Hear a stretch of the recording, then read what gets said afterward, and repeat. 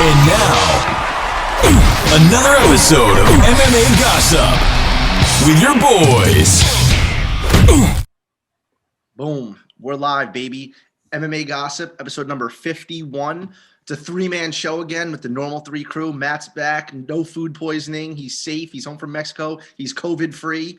So we're back in the building. Episode 51, we'll be talking UFC 258, UFC Vegas 19, and, just basically holding over until March 6th, the card of the year. So that's it. Mike's going to take us away. You know what to do. Like, comment, and subscribe. Help the boys out. We have been consistently over 250 views, and that's thanks to you guys. So we appreciate it big time. So don't forget to hit the like button. Subscribe if you really like what we're doing. Comment below. And, iTunes, Spotify, the whole nine. At MMA X Gossip across the board. Sponsors, if you're listening, help the boys out. Yeah, comment anything. Say we're ugly. I don't care. And, hey, say Gina Carano sucks, whatever. Say what you want. I don't care. That's a lie. It's a fat lie. Things on that before anyone has a fucking meltdown. This does not mean white supremacy. It's a Mexican surfing brand. So everyone relax. Okay, everybody. Someone's going to screenshot that. Our podcast is now demonetized. Yeah, that's awful. All right, yeah, let's just talk real quick. UFC 258, it was a banger, regardless of the fact that it probably didn't pull too many pay-per-view buys, but it delivered, man. The fights were good. Give a guess right now, both of you. How many pay-per-view buys did it do before because I have not seen a number come out. You feel like they usually would have by now. 100,000. No, it's got to be more than that. 250. Why? Yeah, I mean, it's not much more than that. I would say like 175, you know what I mean? But no news on it yet.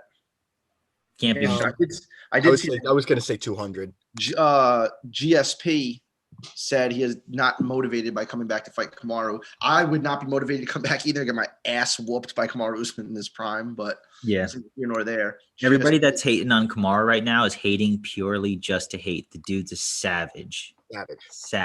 We finally saw him face, like, I guess you could call the Colby fight adversity, but this was the first time we saw him like hurt, and he weathered the storm, and you just saw how good he really fucking is, man. Like, I don't see a guy in that division right now that's going to give him a problem. I don't. Who's next? And that's what I was talking about my boys over the weekend when we watched it. Who the fuck's next for him? What do you do? I guess Masvidal specifically for money. Yeah, specifically for money. Also, the funny thing on Twitter, because the Ibrahim and Malki Kawa, like, they're funny. Like, I like them, especially because they always beef with Ariel, so I think it's good. But they're a little annoying sometimes. So McGregor tweeted that, like, how he does. He was like, thank you for all your pay-per-view buys, blah, blah, blah, because he had, like, out of the top 5 pay-per-views, I think he, his was the top yet again. And Ibrahim Kawa tweeted, he was like, Jorge Masvidal had more. And then McGregor tweeted a picture of, like, the legitimate contract he gets from the UFC, like, with his with the number of buys and his percentage of it, and, like, posted the picture of it to be like, I had more. You know what I mean? Yeah. I was like, dude, that's awesome. He's the man for that. But yeah, so Masvidal, I mean, if Masvidal will be the A side as the contender. Mm-hmm. And that's no knock on Kamaru at all. I mean, Kamaru would beat the shit out of him again. Kamaru will do the exact same thing again. I was talking to my brother last night at the dinner table. He goes, well, Jorge fought on a week's notice. And I'm like, no. Jorge is a mid-tier fight. Okay, better than mid-tier fighter who had an amazing knockout win over, Askren, and then it shot him to the top. But people don't realize the levels to this shit. Speaking of levels, Kelvin Gastelum, bro, he put it on Heinisch, man. Just like we thought, we were all talking about in the chat, Kelvin's way, way better. Heinisch is not ready for that next step in competition, and it proved to be right. Kind of wish I put my money where my mouth is, but what do you guys think about that? Is he step in the right direction? I just think he's that much better than Heinisch. I don't think it makes that much of a difference in the grand scheme of things. Heinisch sucks, dude. That's huge coming from you. Yeah. Then I'm not even the biggest Gastelum fan, but I'm happy one of Mike's locks works out for the first time ever. And I tail him on it. That is Maddie minus 300s only. I like how Rogan kept reminding people, like, yo, like, this guy's a legitimate wrestler, and you saw it. He out wrestled the wrestler, and it again, like Mike said, there's levels to this shit, but I think if you give Kelvin a step up in competition, you'll be saying the same thing, but reverse. Like, I just don't see much of a future for him. Like, his claim to fame is going 5 rounds with Israel. He's never going to have the belt in this division. It sucks that he can't make 170 because he actually would probably do a lot better there. But like anything above him right now, like maybe I'd take him over Derek Brunson, but I would definitely take him over there. I'd take him over Brunson. Brunson stinks, but anything within the top 6, man, I just don't like his chances. I agree and disagree. Like, I definitely don't like his chances. I'm not saying he will, or won't be champion. But going that fight with Israel Adesanya, he wobbled Izzy, I think, like at least twice, and he was this close to being the interim champion, right? That was for the interim belt, was that interim? Was it? I don't think so. That was the belt, no? No, that wasn't. No, it wasn't. They didn't fight for the belt. Whitaker was hurt. Whitaker was out. Right, and his daughter was sick. Yeah, that was never vacant or interim. But anyway, that was the double interim, 236, because then Poirier and Holloway fought, and that was the interim also. But anyway, that's neither here nor there. I mean, Kelvin Gastelum is still up there. You know, he's certainly up there. He proved he's top 10 material, top 5. I should look at the rankings and really see. But yeah, I have it on in front of me. If you want me to rattle it off for you? It's Whitaker, Costa, Cannonier, Till, Vittori, Hermanson, Brunson, Gastelum, Hall, Holland. Yeah, I definitely, yeah. Like, him versus Kevin Holland would actually be fucking awesome. That's what I was saying they should do next. Yeah, that would be awesome. I think, you know what? I think Holland's going to get the winner of Till and Vittori. Yeah, I think he should at this point. He's a beast, dude. What do you guys think is next, though, really, at 170? I mean, the only guy that we haven't seen in a while that I maybe can make the noise is going back to 170? I'm sorry. What do you think? Because, like, I'm sorry, I just think there's a lot to talk about in this division because there's so many fights up in the air. Like, Chimaev fell off again. Colby refuses to step in against Leon and, as he says, save the day. Like, I don't blame him for that, bro. Like, all of a sudden, all Leon Edwards had to do was accept a fight against Chimaev, and now, like, he's in, like, Dana's great regards again. Like, bro, when is the last time? Seriously, Matt, if you're looking at it, when is the last time he fought? 2 years ago, right? It was literally 2 years ago. It was when he got pieced up. His last fight wasn't fucking, what's his name? Gunnar Nelson. No, was it? No, he fought someone. Dos Anjos. Oh, Dos Anjos. Oh, okay. And when was that? 2019, July 20th. Prior to that, it was March 6th against Nelson. And then prior to that, it was Cerrone, June 23rd. Dude, you got to fight, like, to get, you know what I mean? The last time I could think, honestly, though, at 170 also was when Woodley had like a year and a half layoff and got the title shot against Lawler and cashed in on it. But that's neither here nor there. I just think you got to be active. Like, after his loss against Kamaru, Colby came back, looked fucking really good, and, you know, beat Woodley, stopped Woodley. Who the fuck has done that? And I mean, like, that to me put him right back in there. I think the UFC's missing. I mean, they know way fucking more than me, but I think that they could still cash in on Colby. I think Colby versus Kamaru is like. I think that's the fight you got to do. I think that's the fight you got to do, bro. And then let Masvidal fight fucking Leon. And if you're in high regards as Leon, and Masvidal doesn't like you, you don't like Masvidal. And if Masvidal wins, instant title shot. If Masvidal loses, Leon Edwards takes that hype into a title shot, in my opinion. Yes. You're not putting any stock into Wonder Boy starting to talk? Not really. I mean, props to Wonder Boy, because Wonder Boy's paid his fucking dues, like fighting like Vicente Luque and Jeff Neal, getting no credit for either one of those and really doing, you know what I mean? Like, really basically beating the shit out of both of them. I do put some stock into that. If he was able to keep up what he was doing against Pettis, because let's be real, he was winning that fight, he would have more of a case. Yes. That's what I think is deterring everybody from putting him in the conversation. But realistically, that's the only person, Kamaru, who hasn't faced in the top 5. Oh, I think my connection went off. It'll reset in a minute. Sorry, folks. Let's just keep. Do you think there's any? Do you think they end up doing anything with any of these? You're here. Okay, go ahead, Mike. What were you saying? I was saying, yeah, the only thing that Wonder Boy has going for him is that Kamaru's cleaned out everybody else in the top 5. Right. And I get where he's coming from. But I don't think they're going to make that happen. I really do think that the cash fight is Colby. I think that's what they should do, especially because the fight was so close. You can make, I mean, I'm not going to sit here and justify that Kamaru won by TKO because I 100% think he did. But there's a lot of people, like a lot of Colby nut huggers, that say that the fight was stopped early, and you can promote You these. can definitely make a case for that. Yeah, but Kamaru definitely won the fight. 100%. There's no, I think Kamaru is 100% on track to becoming in contention for one of the best 170 pounders ever, considering his streak and his dominance. Can't say that yet, but it's definitely on the right track. Two questions for you both, you guys, Mike and Matt. So that was one thing I wanted to ask you. I was going to ask later, but now seems like the time to do so. So GSP, Kamaru just beat GSP's record for most wins in a row in the welterweight division, but 11, I think it was either 9 or 11 of GSP's wins were title defenses. I think it was 11 title fights, maybe 9 defenses, but that's insane. That's insane.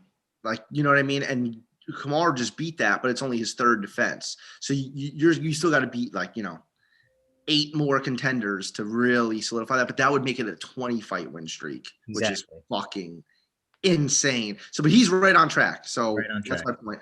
GSP is still number 1, but everyone's talking about Kamaru now. Where does Gilbert Burns go?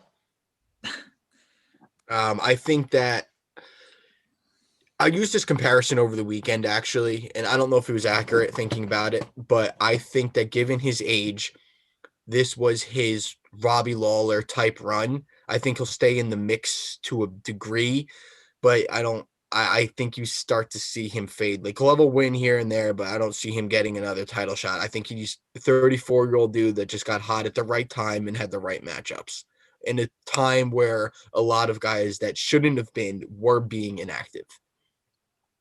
Like, let's be real. If Leon Edwards kept fighting, like, he might be there. Like, there's guys you can make the case for. It's weird because 170 to me isn't the Shark Tank that it always is. It's kind of in a weird transitional place. Like, you can even think if this thing gets dragged out and Michael Chiesa rattles off a win or two, you can even start talking him. I just think it's in a weird transitional phase where you don't want to give title shot to a guy like Wonder Boy just because we've seen that movie already, and I don't really think he deserves it. But at the same time, there's no one else really deserving. Insert Gilbert Burns, he gets cleaned out, and then it's kind of figuring out that next guy who's going to be hot at the right time. Also, what a difference a year makes, a year and a half, really. Go from Tyron Woodley reigning supreme in the division to Tyron Woodley not even being remotely in the conversation. Remotely. Ever since he made that shit rap, man.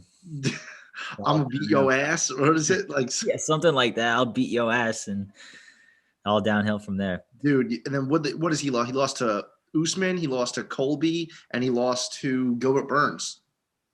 He lost 15 rounds in a row. And got 10-8'd in 6 of them. And then got finished in his last fight. Yeah.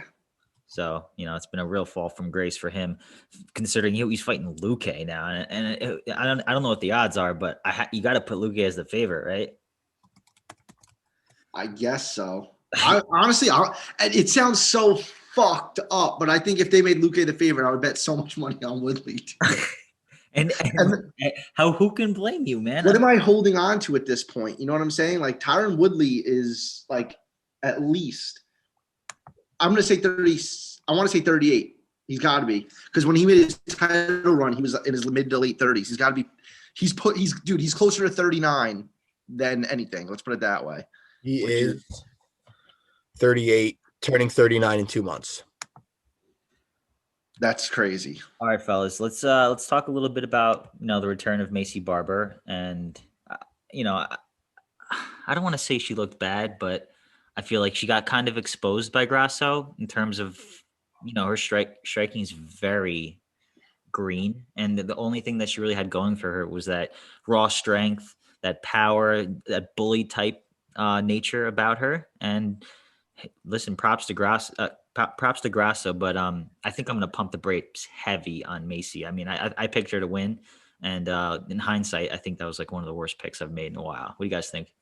So I actually was very, very, very disappointed when I saw them clinching up against the cage, and you saw the gigantic size difference. It looked like they allowed 2 weight classes to fight each other, and she still could not get the fight where she wanted it. And the one time that she did, she got put in an armbar and she kind of got worked on the ground, and you saw the improvement in Grasso's game. I think the focus should be more on Grasso's really fucking legit, as opposed to Barber's just way too green still, man. Like, and the commentators were saying it, I was saying it, I'm sure you guys were saying it.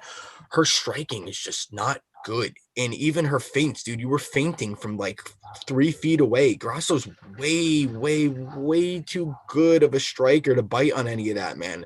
And she was waiting, and Barber's corner said she's waiting to counter. You feinting from the middle of the octagon when she's up against the cage, she's just gonna fucking stand there. Like, I'm not gonna completely say she's, not gonna be somebody, because she is young. Is she even 21 yet? She's like 20. Yeah, she's like 22, I think. She's still, she's 22. She's young as shit, but she's coming off a torn ACL. And I think that she ran into somebody that could be a legitimate problem in this division. Props to Barber for really putting it on her in the 3rd round and showing a lot of heart and trying to steal the fight, because she did hurt her in that 3rd round. But as you guys know, you play jiu-jitsu, strength in this game can only take you so far. You got to fine tune all of your fucking tools, man. Not just muscling up against the cage, hoping you can drag her to the ground and land some ground and pound because you're a big girl. It didn't work against a girl that was moving up in a weight class. So I think she really needs to take a step back, look in the mirror, and reevaluate the type of fighter she is, and really work on getting her game where she wants it without just trying to muscle it there. Yeah, I agree. I don't need to say everything you just said again. The 2 takeaways from it is Alexa Grasso is really good, much better striker, and that was evident. And Macy Barber coming on strong in the 3rd round did give me hope for her in the future. She came out to win, but a lot of her feints weren't feints. It looked like she was shadow boxing in the middle of the cage. She was throwing feints, like Matt said, from 3 feet away. She was just like double jabbing to the point where even if she had Stefan Struve's reach, it wouldn't have hit Alexa Grasso. You know what I mean? Like, it was like absurd. So that was a little odd, but her coming out strong in the 3rd round did make me feel more positive going forward. And I think she'll get a favorable matchup in her next fight. Someone with, a UFC, one of those girls that has like a 7-5 record, and Macy come on and maybe, still use her name. The UFC still likes her. Dana White still has high hopes for her. So, and she's only 22. So she's got a lot of room to go. She wasn't a Sage North cut that just came in, got the shit beat out of him, got choked out. Like, she's hanging in there with girls that are a lot better than her. So we'll see. All right, boys. Couple quick notes on this card before we move on to UFC Vegas 19. Ricky Simone does a domination over Kelleher. Beautiful. Julian Marquez gets that last-minute anaconda choke against Maki Pitolo. That fight was getting hairy. It was a great fight, but I don't know if it would have gone to him if it went to decision, but props to him. And then absolutely blows his chance with Miley Cyrus. I don't know what he was thinking. Idiot. Wait, what did he do? Because you guys were saying, I missed that part. So basically what happened was he said, hey, Miley Cyrus. Wait, Chris, you probably know it better than I do. Go ahead. He just, after his post-fight interview with Rogan said, blah, blah, blah. And he goes, I want to make a call out. And he goes, all right, make a call out. And he goes, Miley Cyrus, will you be my Valentine? And the UFC tweets it at Miley Cyrus. So obviously she notices it. And she tweets at the UFC and at Julian Marquez. And she goes, congrats, babe. Like, you did it. Congrats on your win. Shave an MC, like Miley Cyrus, in your chest hair, and I'm all yours. Congrats on the win, with a heart. And I would have went to my bathroom, shaved a fucking MC, and posted it online and went viral. But instead, he replies to her tweet and goes, I'll do it if you get a Cuban Missile Crisis tattooed on your stomach like Tupac. And Miley Cyrus never responded. Who's this PR guy? And if he doesn't have one, he should get one. Dude, it's not that hard to shave a fucking MC in your chest and keep it moving, dude. Sick wheels, Marquez. And Miley Cyrus posted a picture on her story, a picture of her in a mirror, and said, this could be all yours. And oh my God. Idiot, dude. Idiot. Anyway, Bilal Muhammad, awesome win over Diego Lima. Anthony Fluffy Hernandez. Cha-ching. Yo, I said it. I was watching the fight with Reed, actually, and I was saying, listen, Rodolfo's a BJJ master, but he's not a mixed martial artist. He has yet to prove to me that he is a 3-round mixed martial artist. So I thought all the value was on Fluffy, and I had him winning in rounds 1 and 2. It was like plus 460. Boom. It was great. It was awesome. Awesome. Okay, I took his money line, dude. As soon as because remember his last fight, bro? Didn't he get split open the second the fight started? Yeah, he ended up winning, but he was fucking cracked open. Yeah, but against a scrub. At least Fluffy has legitimate wins over, what's his face? Allen, Brendan Allen, Yeah. and he had a good win over that Asian guy that just beat the shit out of that. Fuck, whatever. You know what I'm trying to say? Like, he's a mixed martial artist. He's not great, but he's a martial artist. And we haven't seen that from Hernandez. And the only thing he's got going for him is those, Brazilian gummy bears that he takes every day. Brazilian gummy bears. Poliana Viana destroys Mallory. Awesome performance by her. I'm actually excited to see what the future has with her. Gutierrez wins over Andre Ewell, kind of redeems Martinez's controversial loss to Ewell, so good for him. And then Gabriel Green comes out and destroys Philip Rowe with leg kicks. Awesome. Brutal. That fight could have gone to Rowe. Yeah, it could have, and I'm pissed because I had my money on Rowe, but I'm not gonna bitch about it because he kind of fell flat in the second and third. All right, guys, UFC Vegas 19. Let's talk about this a little bit. 15 card matchup, not the best from top to bottom, but there are definitely a couple of matches that can prove to be super entertaining. Let's talk about a little bit about Chaz Skelly. He's making his return against Jamal Emmers. I mean, I think Chaz Skelly is okay, and I think Jamal Emmers is going to destroy him. Any thought here, guys? I love Chaz Skelly just because he's so scrappy, quick submissions. He's a cool personality, Definitely entertaining, just past his prime. And Jamal Emmers is still trying to make his mark. So I'm on Emmers too. I'm gonna hammer Emmers. Actually, his wrestling's really fucking good, and that's really the only place I think Skelly could take this fight if he, pulls a rabbit out of a hat with a sub. If this thing goes to decision or there's any type of finish on the feet, it's coming from Emmers. Feel that. All right, Nate Landwehr going up against Juicy J, Julian Erosa. I am all over Juicy J. It's a pick. I am too, actually. Fuck Landwehr. I know we all hate Landwehr here because he's just a cringy guy. But do you think it deserves to be a pick'em, or do you think that one side should be more than the other? Because I have a hot take on this. I think that I don't even say. I just think that Landwehr, as much as we hate him, dude, he came from N1 Global and fought some really good guys over there. Considering he's an American guy fighting over at a Russian promotion, he had a lot of beef with Movsar Evloev. He's supposed to fight him a few times, even in the UFC that was scheduled. I think that Nate Landwehr is going to win this fight, but I am going to root my ass off for Juicy J. I think Juicy J remember in his last fight, he was like a plus 400 against that really tall guy, the sniper. Sean Woodson. Yeah. Fuck that guy. And he won, awesome. But I just think Don't forget he was getting his ass beat before that third round. Yeah, he was losing that fight. I just think that there's value to be made on Landwehr, but I will be rooting for Juicy J as a UFC vet and awesome dude, and that's about it. I agree with that. I think if Julian loses that fight to Woodson like he should have, I think you're looking at a different line here. Thus, I agree with your point about you're getting good odds on Landwehr. That's what I thought you were going to say, Mike. I thought you were going to say the line is, kind of inflated on Erosa because of his past win. Exactly. I'm rooting my ass off for Erosa. Total fan pick. When he was on Tough, I was a huge fan of him. He had a good story. I remember him being like young on Tough because this is a few years back, and his dad had just passed away. His dad had like a brain tumor, and I don't know. He was just cool. Like I just felt some sort of connection towards him. Liked watching him on Tough. Then he went to the UFC. Then he left the UFC, went to Cage Warriors. I watched his Cage Warriors fights. He had some awesome fights there. He fought for the title there.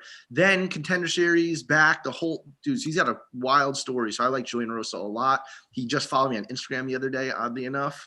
And Julian Erosa. All right, we got Drakkar Klose, Luis Pena. This should prove to be a really good fight. Klose coming back after that brutal knockout loss to Beneil Dariush in that slugfest. Luis Pena trying to get back on track after getting submitted by Com Worthy in his last fight. Two guys coming off a loss. Two guys that really need to win here. I got to go Klose here, right? I feel like Klose is definitely more well-established, well-earned, better mixed martial artist everywhere. And I just feel like Luis Pena has been – I don't even think he's a prospect anymore. I think he's got a lot to prove to a lot of people if he wants to remain relevant in this division. But I got to go with Klose here, man. Fuck yeah, I like Close a lot. I completely agree, and I'm all over Close for the same exact reasons. Yeah, I was big on Luis Pena. Remember, he was at AKA, then ATT. I'm like, okay, this guy's getting the best train, blah blah blah blah blah, and it just hasn't worked out yet. So I think I'm hopping off the Luis Pena train and onto the Drakkar Close train. Which means Luis Pena is going to win in emphatic fashion. It's good to see Jared Gordon coming back. He's fighting Danny Chavez. I don't know much about Chavez. He looks pretty good in his debut, but I'll be rooting for Jared Gordon. You two guys, right? I'm assuming. Definitely. Yeah. I've just heard a lot. The more I've been reading into this one, people have been saying that Danny Chavez, and it's actually been playing out that way. I saw him at minus 115. I think Jared Gordon was plus 100. And now I saw a lot of people online, like just Twitter mostly, and then I've read into it a little bit more, saying that the line is gonna spread wider. And then I looked this morning and I saw Danny Chavez was minus 134. And as I look right now, he's minus 145. So I guess people know more about him than we do, and have a good read on him. Or Jared Gordon's gonna upset a lot of people. Yeah, Jared Gordon opened minus 180. That's insane. I did not know that. That's insane. So that's pretty crazy. So I'm going to be rooting for Gordon. I think he stands a good chance to win. I haven't seen enough of Chavez, so if he proves me wrong, more power to him. But as a UFC fan, how are you not rooting for Jared Gordon? Jared, seriously, man.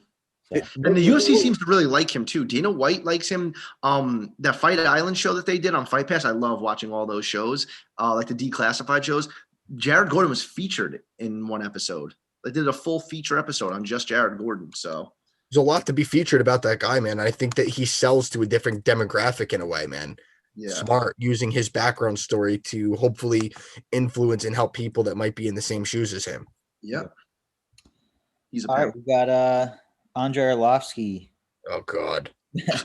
Again, being a plus 200 or more dog. I'm riding with Arlovsky in this one. I'm just gonna come out and say it. Good for you. I told Mike this was gonna be my lock the other way. Oh wow, yeah, classic, Matt. Definitely pick another minus 300, bro. I'm locking Close. Don't worry. Only minus 200. Nah, this is the perfect fight that Arlovsky wins a decision. It seems like it. You know what I mean? Like I have no argument against you. I have nothing to say against you. All right. Aspinall has fought legit nobody. Granted, he's looked really good doing it, and like guys like Bisping are really high on him. So, and I mean, he hasn't given me any reason not to be. I'm just saying this just seems like the spot where Arlovsky comes up big. You know what I mean? Just wins just doesn't get knocked out, basically. You know what I'm saying? And then wins it, uses his vet savvy and just wins a decision. So I think that he's going to lose because I think his last two wins are against guys that just aren't that fucking good. Philip Lynn stinks. He's horrible. And Bozer, look at the guys he beat to get to Arlovsky. He beat Linz and he beat that fucking Rafael Pessoa guy, whatever the fuck. Like, and who did fucking Tom Aspinall beat? Fair, but I think that's fair, but I think he looks just taking his talent at face value and what I've seen, I think he looks better than both of those guys. And I can't continue to watch Arlovsky with his veteran savvy just pumping his jab. I'm hoping this guy comes out like a buzzsaw and takes his head off. Yeah, I'm picking Tom as well. And he's bigger, dude. He's got 2 inches. He's 2 inches taller, and he's going to be a lot heavier. He's big. I gotta go with him. I can't bring myself. Eventually, Andrei Arlovsky is going to get clipped. It's just inevitable. I'm not going to put money on it, and I'm definitely not going to make Aspinall one of my picks. But for this right here, leave that to me. I'll pick Aspinall. All right, so we got about 4 fights left. We have to mention Alexei Olenek because he's just a fucking veteran of the sport, going up against Chris Daukaus. Daukaus coming off 2 huge knockouts, not against good competition, but he was a humongous underdog in both those bouts. So I think the UFC thinks they might have something here. He's a favorite here. Got to pick him to win. I think Alexei just can't take shots anymore. I think he's just done. He really can't, man. Yeah, Derek Lewis fucking blasted, and he was winning the Derek Lewis fight too, which is hilarious. He had him in that, like, what's it called, scarf choke? Yeah, like a camel crusher type choke. Yeah. Yep. But, I mean, I agree with you guys here. As good as not good as I think Daukaus is, he just hits too fucking hard. Yeah, Derek, jiu-jitsu doesn't work on me. Lewis was just a different beast, I guess. But I think Daukaus is going to win as well. All right, top 3 fights of the card. I don't know why they're here. I don't know if Tapology has it in the wrong order, but That's how it is. How it is on the UFC website too, bro. so Derek Minner going up against Charles Boston Strong Rosa. I think Dana White wants Charles to win here because he, Boston veteran of the UFC, went through a couple, I think, really extenuous injuries to the point where the doctor was like, "Hey, you're not going to be able to fight again." But he came through and he's still fighting. He came back and beat Manny Bermudez via armbar in the first round. Fucking brutal lighting I got. So I got to pick him to win. And I think Minner's kind of like first round or bust kind of guy. Totally agree. I don't need to reiterate what you just said. I think Rosa, again, I know I said it before, but I think he's used his little vet savvy and just do the damn thing. I think Rosa, and he's scrappy, dude. I like watching him. He's a good cook. I love to cook. So I think Charles Rosa, that's not why I think he's going to win, but I just wanted to sprinkle that in there. But I do think he's going to win. What's the odds on that fight? Minus 185, Rosa. There you go. Chris, what was the fight where you had me bet on Rosa?